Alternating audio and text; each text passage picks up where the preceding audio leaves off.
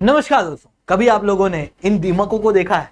ये घर के फर्नीचर में या फिर दीवार के किसी कोने में जहां पर सल्फेट होता है वहां पर अगर ये लग जाती है तो धीरे धीरे करके दीवारों को खोखला कर देती है। धीरे धीरे करके ये एक बड़े एरिया को खा जाती है। ये छोटी सी पर दमदार बहुत है। इस दीमक को देख के मेरे को चाइना की याद सी आती है, क्योंकि चाइना भी इसी तरीके की हरकत करता है। पहले छोटी सी जगह पे आएगा, धीरे धीरे करके बड़ा एरिया क्लेम करने लगेगा। रिसेंटली क्या हुआ है, भूटान के अंदर भी अब ये चाइना लैंड ग्रैब करता हुआ दिखाई दे रहा है। कुछ इमेजेस आप लोगों को दिखाता हूं। देखो, ये 2020 नवंबर की इमेज है बेयुल खेपाजोंग रीजन की। यहां पर चाइना ने थोड़े बोड़े घर बनाए थे, मतलब एक आध दिमक यहां पड़ी थी। धीरे धीरे करके अभी की सैटेलाइट इमेज के अंदर कुछ इस तरीके की तस्वीरें सामने आ रही है। ये वही रीजन है, पर यहां पर आप देख सकते हो इन्होंने कितने सारे घर बसा लिए हैं। पीपल लिबरेशन आर्मी को भी यहां पर डिप्लॉय कर दिया है और इस पूरा एरिया को अपने कब्जे में ले लिया है। ऐसा ही नहीं, ऐसा कई सारे रीजन में हुआ है। ये एक नदी वाला इलाका है, वैली वाला, भूटान के अंदर ही है। पहले इस तरीके के कंस्ट्रक्शन यहां पर देखने को मिल रहे थे जो चाइना ने ही क्रिएट किए थे। पहले तो इतने भी नहीं थे। 2020 के आसपास थोड़े कंस्ट्रक्शन हुए थे और अब आप देख सकते हो कि कितने बड़े लेवल पे चाइना ने कंस्ट्रक्शन इस एरिया में कर दिए हैं। लोगों को यहाँ पर बसा दिया है और लोगों को बसा के चाइना क्या करना चाहता है, सीधी सी बात है, आने वाले समय में इस रीजन के ऊपर क्लेम करेगा।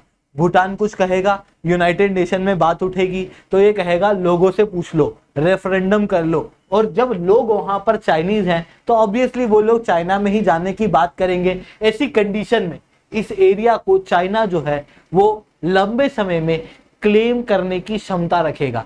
चाइना इस तरीके से इस रीजन के अंदर लैंड ग्रैब कर रहा है और ये कहाँ कर रहा है, ये बेयुल खेपाजोंग वाले रीजन के अंदर कर रहा है, जो कि रिलीजियस पॉइंट ऑफ व्यू से चाइना के लिए तो नहीं, सॉरी, भूटान के लिए बहुत इंपॉर्टेंट रीजन है। और इवन भारत के लिए भी स्ट्रेटेजिक पॉइंट ऑफ व्यू से ये रीजन बहुत इंपॉर्टेंट है, क्योंकि यहाँ पर डोकलाम का और इस रीजन में से नदियों का इशू भारत को फेस करने को मिलता है। अगर इन रीजन में से कोई सा रीजन अगर भूटान चाइना को दे देता है तो ऐसी कंडीशन में लंबे समय में भारत के ऊपर बड़ा असर यहां पर पड़ेगा।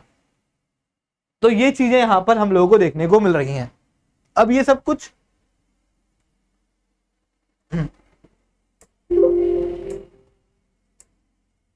हेलो चेक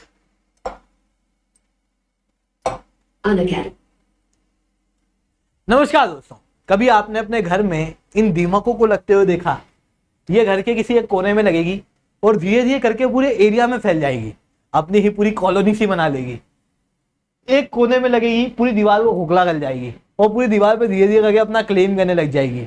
पता नहीं क्यों इस दीमक को देख के चाइना की याद सी आती है, क्योंकि चाइना भी इसी तरीके की हरकतें करता हुआ दिखाई देता है। चाइना ने इस बार भूटान के अंदर लैंड ग्रैब किया है। देखो, ये कोई अचानक से नहीं हुआ। नवंबर 2020 के अंदर चाइना ने बेयुल खेपाजोंग वाले रीजन के अंदर छोटे मोटे सेटलमेंट्स किए थे, बनाने शुरू कर दिए थे। भूटान ने कहा कि भाई अपन तो शांति से रहते हैं, अपन कहाँ चाइना से लड़ने जाएंगे, बनाना है बनाने दो। भूटान ने उस समय में कुछ नहीं कहा। धीरे धीरे करके चाइना ने दिसंबर 2023 तक इस रीजन पे इस तरीके से कब्जा कर लिया है।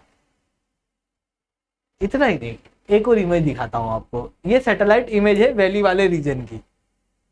अब ये कुछ ऐसा दिखने लगा है। चाइना ने यहाँ पर भी अपने सेटलमेंट क्रिएट कर लिए हैं और ये सेटलमेंट कहाँ हो रहे हैं? ये हो रहे हैं भूटान के बेयुल खेपाजोंग वाले रीजन के अंदर, यानी कि इस रीजन पे जिसपे चाइना क्लेम करता है। इवन चाइना की यहाँ पर दो प्रकार की स्ट्रेटेजी है। आने वाले समय में अगर इस रीजन में सेटलमेंट रहेंगे तो इन सेटलमेंट के अंदर चाइनीज लोग रह रहे हैं, क्योंकि लोगों को चाइना द्वारा बसाया गया है। भविष्य में जब डिस्प्यूट होगा, भूटान यहाँ पर आवाज उठाएगा तो चाइना बोलेगा चलो यूनाइटेड नेशन। वहां पर कोई रिजोल्यूशन चाइना के खिलाफ तो पास हो नहीं पाएगा, क्योंकि चाइना के पास में वीटो पावर है। बट जब कुछ इशू आएगा तो चाइना कहेगा रेफरेंडम करा लो, लोगों से पूछ लो वो किधर जाना चाहते हैं, चाइना जाना चाहते हैं या भूटान जाना चाहते हैं। और फिर क्योंकि लोग यहाँ पर चाइना द्वारा ही बसाए गए हैं, चाइनीज ही लोग हैं, तो चाइना इस रीजन के ऊपर क्लेम कर लेगा। या फिर चाइना की रिसेंटली भूटान के साथ में बॉर्डर डिस्प्यूट को लेके बातचीत चल रही है, और चाइना क्या करता है, चाइना ऐसे करता है कि एक बच्चा है, उसके हाथ में 2 चॉकलेट है, चाइना क्या करेगा, पहले वो दोनों चॉकलेट छीन लेगा, बच्चा कहेगा ओ भैया मेरे को दे दो दे दो, मैं नहीं दूंगा। फिर वो बहुत करेगा, रिक्वेस्ट करेगा, अपने पापा को बुला लाएगा, ये करेगा वो करेगा, तो फिर बोलेगा कि एक काम करो, ये एक चॉकलेट तुम ले लो, एक मेरी, जबकि हकीकत में दोनों ही उसकी नहीं थी, पर इस तरीके से वो एक चॉकलेट पे क्लेम कर लेगा। ठीक इसी तरीके से यहाँ पे भूटान के साथ में भी होगा कि बेयुल खेपाजोंग वाले रीजन पे डिस्प्यूट है, डोकलाम वाले रीजन पे डिस्प्यूट है, बॉर्डर डिस्प्यूट के लिए टॉक चलेंगे, तो कहेगा कि बेयुल खेपाजोंग रख लो, ये मेरे को दे दो, या फिर ये तुम रख लो, ये मेरे को दे दो। इनमें से कोई भी रीजन अगर चाइना के पास जाएगा, सबसे बड़ा खतरा भारत के ऊपर नजर आएगा।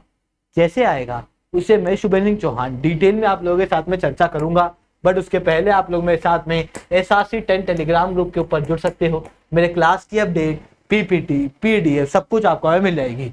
UPSC CSE की तैयारी करना है इंडिया के टॉप एजुकेटर से, अगर आप लोगों को ऑफलाइन क्लासेस के अंदर पढ़ना है, तो दोस्तों अनअकैडमी अब केवल ऑनलाइन नहीं रहा है, अनअकैडमी अब ऑफलाइन भी आ चुका है। दिल्ली के करोलबाग मुखरीनगर के अंदर, प्रयागराज के सिविल लाइंस के अंदर ऑलरेडी हमारे सेंटर्स जो हैं वो खोले जा चुके हैं, जहां पर हमारे टॉप एजुकेटर जिन्होंने कई सारे टॉपर्स दिए हैं, वो आप लोगों को ऑफलाइन क्लासेस के अंदर सबसे कम रेट में सबसे अच्छी क्वालिटी के कोर्स में पढ़ा रहे हैं। सबसे अच्छी क्वालिटी का कोर्स कैसे, जिस कोर्स में रैंकर्स निकले वही कोर्स सबसे अच्छी क्वालिटी का उसके अंदर आपको पढ़ाएंगे। आप चाहते हो तो बिल्कुल से यहाँ पर जुड़ सकते हो। चलिए दोस्तों, बात करते हैं पहले बेयुल खेपाजोंग रीजन की। ये रीजन जहां पर चाइना लैंड ग्रैब कर रहा है, ये स्ट्रेटेजिक पॉइंट ऑफ व्यू से तो इंपॉर्टेंट है ही, पर ये रीजन भूटान के लिए बहुत ज्यादा इंपॉर्टेंट है, क्योंकि ये वहां के राजा की जमीन है। Even religious sentiment point of view से भी बहुत इंपॉर्टेंट है। देखो भूटान के अंदर ना बुद्धिज्म है, और बुद्धिज्म में भी मेजॉरिटी बुद्धिज्म वज्रयान है।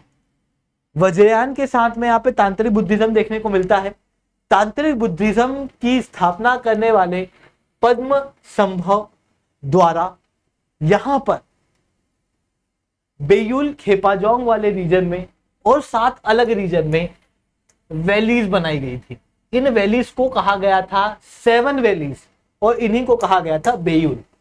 उन 7 वैली को रिलीजियस पॉइंट ऑफ व्यू से बहुत इंपॉर्टेंट माना जाता है 85% तक बुद्धिस्ट आबादी के द्वारा, और उनमें से एक बेयुल है, बेयुल खेपाजोंग। इवन स्वामी पद्म संभव द्वारा जो पहली मोनेस्ट्री बुद्धिज्म के अंदर भूटान में बनाई गई थी, वो मोनेस्ट्री भी बेयुल खेपाजोंग रीजन में ही आई हुई है। यही बेयुल खेपाजोंग जब रिलीजियस पॉइंट ऑफ व्यू से इतना इंपॉर्टेंट है, तो अपनी अथॉरिटी को गेन करने के लिए किंग अपने आप को इस रीजन से जोड़ेंगे, और वही हुआ। भूटान के अंदर वहां के राजा कहते हैं कि हम बेयुल खेपाजोंग वाले रीजन से आए हैं, और हम कुछ नहीं है, हम केवल बेयुल खेपाजोंग रीजन को प्रोटेक्ट करने वाले लोग हैं। ऐसी कंडीशन में रिलीजियस सेंटिमेंट आपको क्लियरली यहां पर दिखाई देंगे। इवन राजा के इमोशन बेयुल खेपाजोंग वाले रीजन के अंदर क्लियरली दिखाई देंगे, और इस रीजन के अंदर चाइना जो है वो लैंड ग्रैब कर रहा है।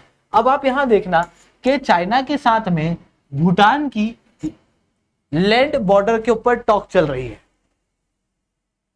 लगभग 27 अक्टूबर से, और बड़े एग्रीमेंट यहां पर होने वाले हैं।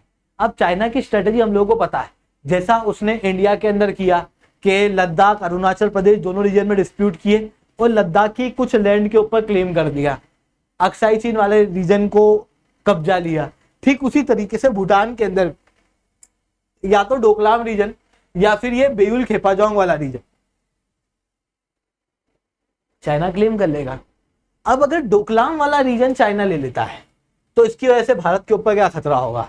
देखो यहां पर आपको सिलीगुड़ी कॉरिडोर दिखाई दे रहा है, जो भारत का चिकन नेक एरिया है, स्ट्रेटेजिक पॉइंट ऑफ व्यू से बहुत इंपॉर्टेंट है। मेनलैंड इंडिया से नॉर्थ ईस्ट इंडिया को जोड़ता है और एकमात्र कनेक्शन है। इस रीजन के अंदर जितनी भी ऊंची घाटियां हैं, वहां पर भारतीय आर्मी बैठी हुई है, मतलब स्ट्रेटेजिक पोस्ट भारत के पास में है।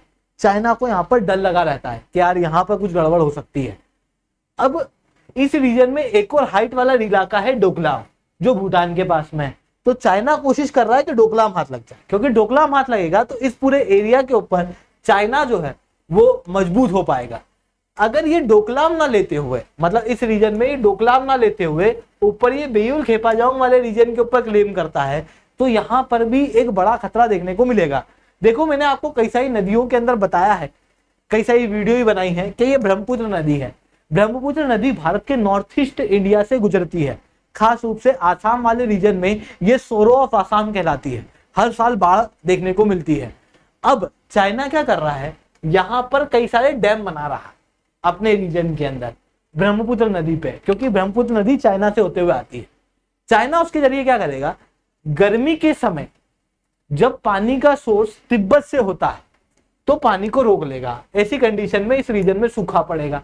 फिर जब बारिश का समय आएगा, जब पानी का सोर्स यही ट्रिब्यूटरीज होती हैं, तो उस समय पे उस डैम से पानी को छोड़ देगा, तो बाढ़ के साथ में और पानी आएगा, भारत के अंदर बाढ़ क्रिएट होगी। ऐसी कंडीशन में डैम को एक वेपन की तरह यूज कर सकता है चाइना।